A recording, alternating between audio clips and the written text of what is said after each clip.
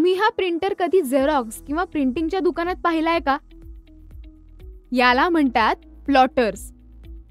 हे तुमच्या नेहमीच्या प्रिंटर्सपेक्षा थोडे वेगळे असतात.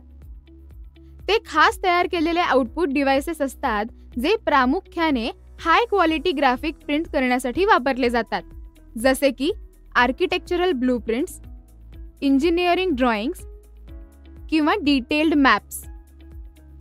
जणू काही या मशीनमध्ये एखादा कुशल कलाकार बसला आहे जो अतिशय अचूक आणि क्लिष्ट डिझाईन्स बनवू शकतो.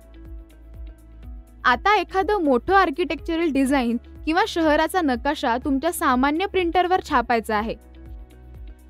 हे एक आव्हानच वाटतं ना? इथेच प्लॉटर्स कामी येतात.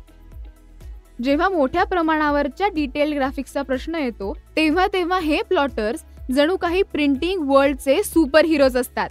आपले सामान्य प्रिंटर्स जसे ठिपके छापून चित्र बनवतात, त्या उलट प्लॉटर्स एक सलग रेषा छापतात. त्यामुळे जिथे अचूकता महत्त्वाची आहे अशा कामांसाठी हे अतिशय उपयुक्त ठरतात. आता आपण एक स्टेटमेंट बरोबर आहे की चूक हे सांगायचा प्रयत्न करूया. तर स्टेटमेंट आहे, स्पेशल पर्पज ग्राफिक्स तयार करण्यासाठी प्लॉटर्सचा वापर केला जातो. जर तुमचं उत्तर बरोबर असेल तर तुम्ही योग्य निवड केली आहे. प्लॉटर्स खरोखरच स्पेशल पर्पज ग्राफिक्स तयार करण्यासाठी वापरले जातात आणि ते काम प्लॉटर्स चोखपणे पार पाडतात. जरी रोजच्या प्रिंटिंग कामात त्यांना विशेष स्थान नसलं तरी त्यांच्या विशिष्ट क्षेत्रात त्यांचा हात कोणीच धरू शकत नाही.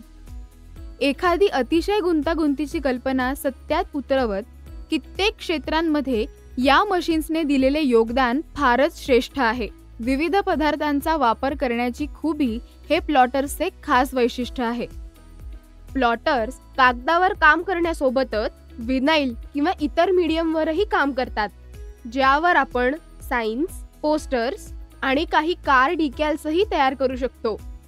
यामुळे तुमच्या क्रिएटिव्हिटीला बढावा मिळतो. त्यासोबतच अशा इंडस्ट्रीजमध्ये जिथे डिटेलिंग महत्त्वाचे असते, जसं की कन्स्ट्रक्शन आणि मॅन्युफॅक्चरिंग, तिथे प्लॉटर्स महत्त्वाचे असते.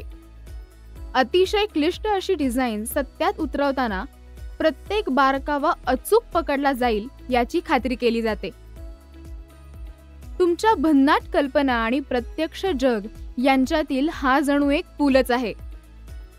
तुमच्या MSCIT पुस्तकाच्या पान नंबर 140 पासून पुढे वाचलं तर तुमची याविषयीची सखोल उजळणी होईल,